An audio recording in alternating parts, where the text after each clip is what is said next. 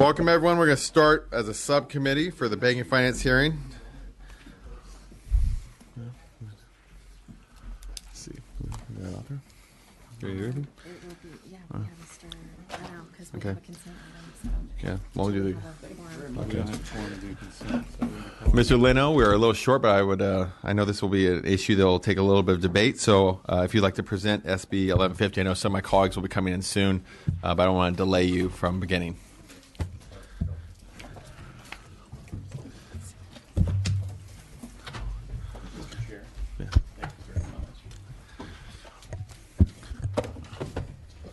Thank you, Mr. Chair, committee members. So I'm pleased to present SB 1150. Has to do with rights for survivors, possessors in interest of properties, residential properties.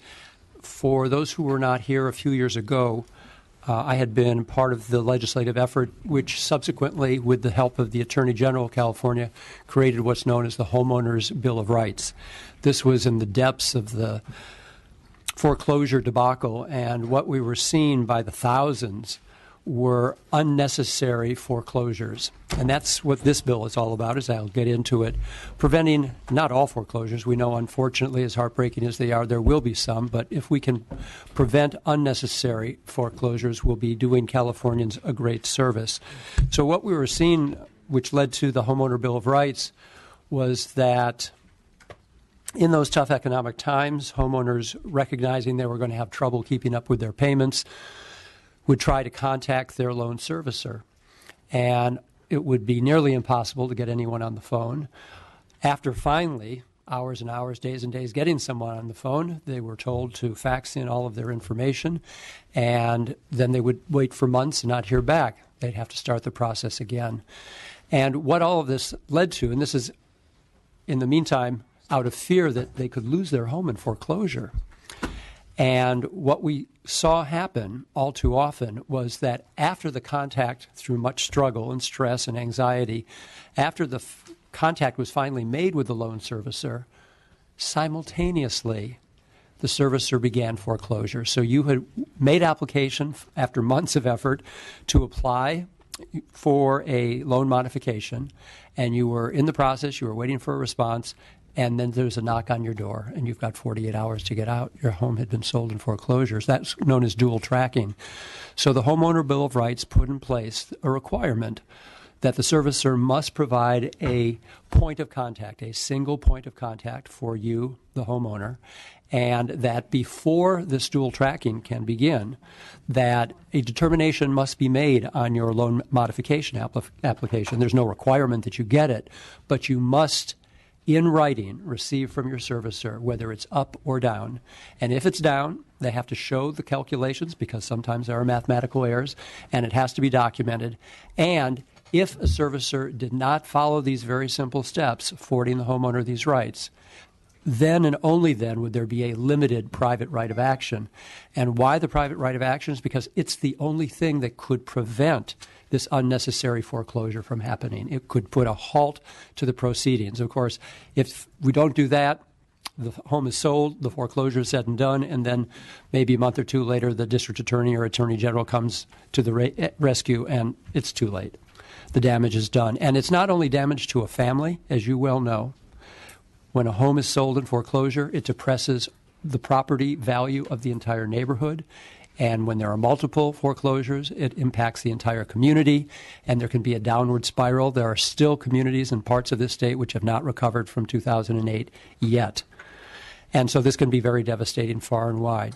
So good news is the Homeowner Bill of Rights has been working.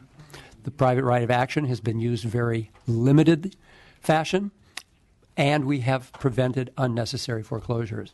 Why I'm here today is that we're seeing the very same story unfold for the survivors of homeowners. Husbands, wives, children, grandchildren, meeting the same kind of inattentiveness and disrespect from their servicers. And this bill affords the same protections of the Homeowner Bill of Rights to a very narrow group of possessors in interest, survivors who inherit the property. So In this case, if your spouse dies, if your parent dies, you are in the will. You are now the new owner of the property. It is your requirement to contact the loan servicer and identify who you are, document that the former owner of the property who left it to you has indeed died. You have to substantiate who you are and that you now are the owner of the property. Once you have done that and established yourself as the possessor in interest, then there are responsibilities already in federal regulation. There, we want to put into statute the responsibility of the lender once you have done all of those things. And then you must be provided a single point of contact. And there will be no dual tracking until either the lender shows you the pathway for assumption of the loan. And again, if there is any prohibition in the original contract that says you cannot assume it, this bill does not change that, but shows you the pathway for you to assume the loan. And then, if you are in need of a loan modification, shows you the way to apply for the loan modification. And again, there's no guarantee that you get the loan modification. It just shows you how to do it. And again, if you do not, lender, follow these very simple steps, again, already in federal regulation, then there will be the same limited private right of action. So you have a chance to prevent an unnecessary foreclosure. That's really what the bill does. I want to thank you, Mr. Chair, and your committee for working with us and our sponsors. And we are pleased to accept the amendments detailed in the committee analysis. Conversation I've had with you, Mr. Chair, is that you may be open to considering one additional aspect to that amendment, and that would to add joint tenant to the list of successors in interest. Of course, a joint tenant has already established a legal relationship with the borrower as established community property. No, I appreciate you for taking those amendments. Just to go over them, the first amendment would be to create a safe harbor so that going forward, a servicer that complies with the CFPB rules that we expect in the near future here on successors of interest is deemed to have complied with this section. We want to make sure that we, as a state, don't create any conflict between what will come out of the federal government. 2, limit the applicability to a spouse, domestic partner, or joint tenant as evidenced by grant deed, parent, grandparent, adult child, or adult grandchild, or adult sibling of the deceased borrower who occupied the property as his or her principal residence within the last 6 continuous months prior to the deceased borrower's death. I know talking to a number of the groups that are involved and advocating for this bill, there was also hope and there's some other issues that I think will have to be addressed in future years. I think there's some, examples that were brought to my attention that were legitimate that I think didn't really fit into the narrative of the bill today, but I do appreciate you for taking that amendment as well. And then the third thing, the servicer can evaluate the ability to afford the mortgage on the assumption that the mortgage consistent with Fannie Mae and Freddie Mac guidelines. What we want to make sure is that, like you said, people have the ability to be able to stay in a home they're living in on the unfortunate demise of the person that was on the mortgage. I think this is something that we obviously don't want to make sure that when they're in the process of getting a modification, that the loan amount that is determined to be paid every month is something they can afford and does not create something we're just kicking the can down the road where they have 5 or 6 months are in the home and then unfortunately they're really not able to make that payment and then the foreclosure process starts all over again. And then also we have one other, I think, thing that we provides that the bill does not apply when the title to the property is subject to legal dispute. And that's something That is correct. I think is Mr. Gatto had an interest in that. And we thank Mr. Gatto for that work and the help on that. So those are all 4 of the amendments.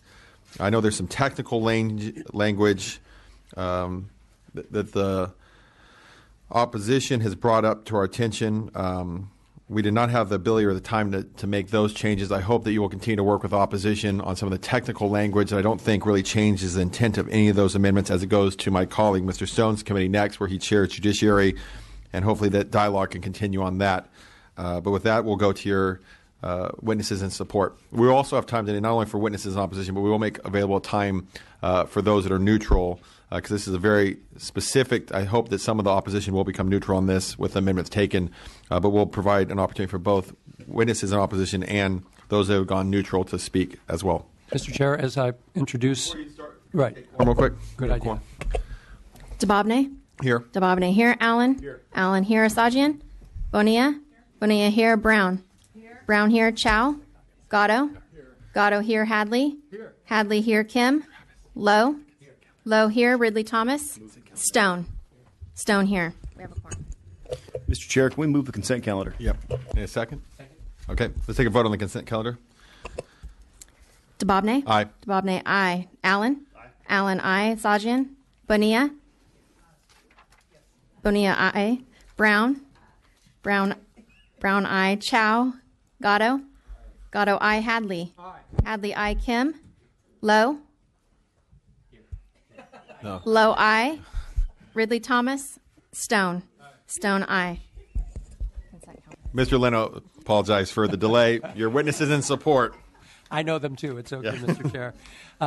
Just to make mention that in addition to all the amendments that you have just brought to light, that we also amended the bill recently, which removed the opposition of the credit unions and also the community banking network. And can you just to explain to those, this will only apply to institutions that had over 100 and I think 75 foreclosures in a year. So any institution, whether it's a community bank, credit union, or a traditional bank that had under 175 foreclosures in the previous year would not be subject to these, even though I hope that their practices would follow similar suit to help those residents of our community that face this daunting task after a loved one's death. With that, you're on. Okay. Sure, absolutely. Thank you very much. My name is Mabel Elise Brown. I'm the Director of Housing and Economic Rights Advocates. We provide free legal services across the state of California. We're focused on household financial stability. A huge piece of our work for the last 11 years of our existence has been focused on protecting people from foreclosure and addressing predatory mortgage lending problems as well. But we all know during the foreclosure crisis, really foreclosure prevention has been the key focus. And this is how the issue of survivors losing their home came to our attention. And so we are seeing the number of survivors coming to us who are having difficulty working with the mortgage servicer or getting the mortgage servicer to talk to them, that number increasing. So over the last 2.5 years, we've had 80 cases, out of which 50 have entailed mortgage servicers refusing to talk to their surviving spouse who's already on title, or a surviving child who's already on title, or is a beneficiary of a trust, or is the beneficiary of a will. Survivors are frequently told to probate properties when they're actually already on title. And sometimes simply the servicer says, I can't talk to you, I need to talk to the dead person, and will send communications to the dead person after receiving the death certificate from the survivor multiple times. It's bizarre. And it's extremely painful, obviously, for the survivors. Rick Horner testified in the Senate Banking Committee about his experience as a surviving widower, having faced that. It's shockingly common, and I will say that it's common across the country. In 2013.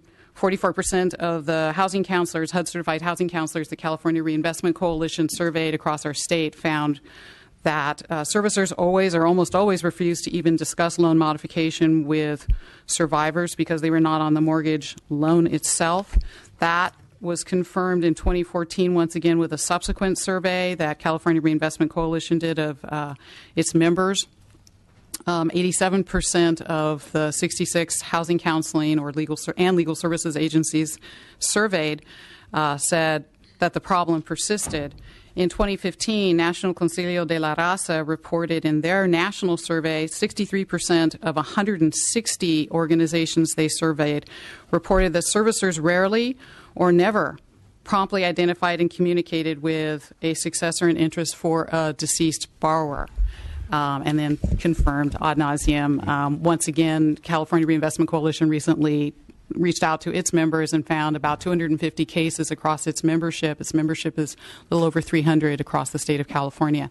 We are an aging population. This is particularly harmful for older folks, and it's usually older women, but sometimes older men. So there really is a disproportionate impact on women. And we just wrap up because we want to make sure we save time. And then we also see the joint author of Senator Galgiani would like to come up as well. Has any words?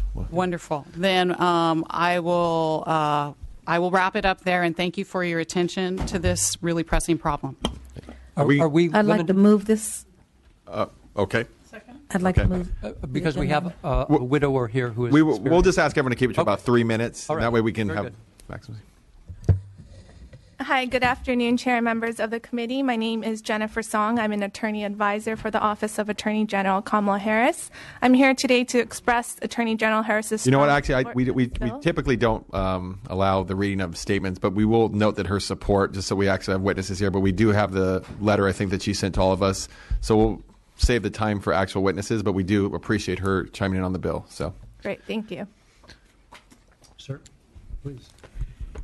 Good afternoon, Chairman. My name is Jose Hernandez. I am a widow. 2011, my wife passed away. During that time, I was trying to modify the home. I'm a self-employed plumbing contractor, single parent, and I was been denied over and over. And I was told also to fax in a copy of the death certificate, which I did a number of times, maybe a dozen times. And seems to me like I was just getting the runaround. In the end, I never really got the help. Now, August 15th, my house is up for foreclosure. And it's hard to run a business not knowing if you're going to have a house in the next couple of months. My son's only 11 years old. It's hard to plan his birthday parties, only because, for the same reason that we may not have a house for his birthday parties and family events. And it's painful when the mortgage people ask for the death certificate over and over. It just brings back memories and pain. It's hard. It's tough. I'm not looking for sympathy. Just help to save my house and other people's houses who are in the same situation I am. Next witness. Thank you. Mr. Chairman, members of the committee, thank you for this. My name is Ellen Schwartz. I'm here representing the California Alliance of Retired Americans. Between direct members and our affiliated organizations throughout the state, we represent 950,000 people in every Assembly and Senate district. And last month, we visited every Assembly and Senate office, all but 9 of them in their home districts. And the rest, we just, for one reason or another, couldn't get an in-district appointment. And we visited them here at the Capitol. Wherever possible, we actually made an appointment and talked directly to the member about this bill. And it's been one of our priority bills since the beginning. We'll continue to fight for this. It's such a simple thing. A little bit of extra work by the banks to determine the validity of the person making the application, to allow them to make an application. I saw some of the arguments against that. Oh, we'd be forced to let them assume a loan. That's not true. Just consider them. Just don't give them the runaround. Don't foreclose their house out from under them. It's a small benefit for the bank to get a lump sum from a quick sale of the house, quick-ish, rather than to allow someone to assume a loan and pay the higher amount over a longer time and not be rendered homeless. I hope you will approve this bill. Thank you. Any questions from the committee? Oh. Yeah, we'll take witnesses and support. Please keep it to your title and... No problem. Randy Hicks, Older Women's League of California in Sacramento, and Californians for Disability Rights in strong support. Rosanna Carvacho on behalf of the Alameda County Board of Supervisors in support. Good afternoon, Russ Wyatt. I am Mr. Hernandez's attorney, and I wanted to also indicate to the board that we've had several other clients approach us in the past few months, some of them with the exact same problem, some of them foreclosed upon already, and we have seen that we have no tools at this point to prevent the sale. We only have money damages to go after. Thank you. Kevin Stein, California Reinvestment Coalition. We're a co-sponsor of the bill. This is a very real problem and a reasonable solution. We urge your aye vote. Emily Resch, Executive Director of the California Public Interest Research Group, or CalPERG. We supported the original Homeowner Bill of Rights and support this bill as well. Norma Garcia, senior attorney with Consumers Union, in strong support of the bill. We need a real solution in a timely manner. Thank you. C.T. Weber, also with California Alliance for Retired Americans. Actually, we're over 1 million members now, so just wanted to update that. We support the bill. Thank you.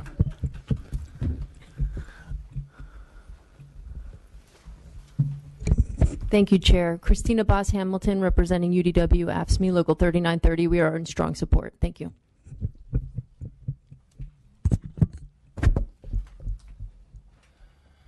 Good afternoon. Aaron Lewis for the Consumer Federation of California, in very strong support. Thank you. Senator Galgiani, would you like to say a few words?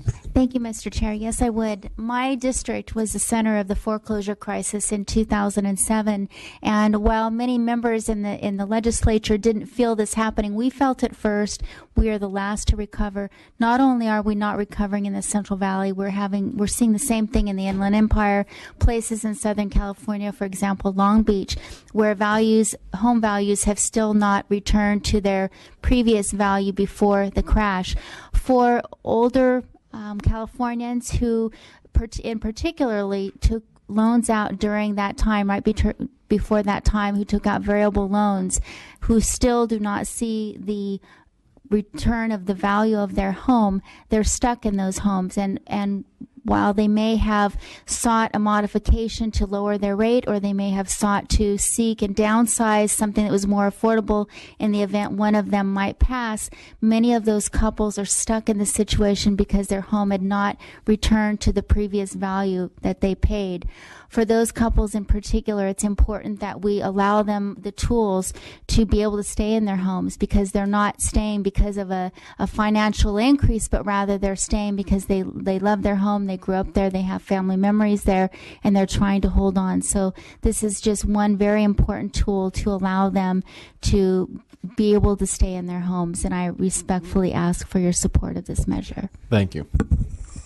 Greg DeGere with the ARC and United Cerebral Palsy California Collaboration, a coalition of people with intellectual disabilities and developmental disabilities and their families, friends, and service providers. We're an in-between. I hope I can have a couple of minutes to talk about our particular concern as it affects people with disabilities. Well, you know, we're gonna keep it to the topic today, but if you'd like to submit, we've already kind of addressed that there are some things in the bigger scope of the issue that's affecting obviously a wider population than what this bill addresses today. But if you could send in a submission in writing to the committee, we'll definitely look at that. And if you need the copy of the amendments, we can get those to you as well. But we definitely appreciate your work on that today. But we do need to move on to witnesses in opposition and those that are neutral. So. Okay, thank you. Any questions from the committee?